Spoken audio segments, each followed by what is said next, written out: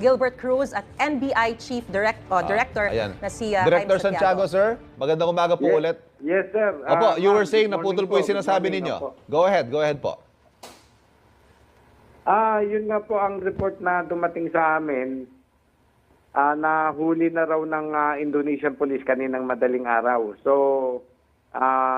nakikipag-coordinate na kami kung yung immediate na maibalik sa atin si Alice. Meron po ba mga tauhan ng NBI na nandun sa Indonesia ngayon o magpapadala po o paano ba mangyayari? Meron po tayong tao.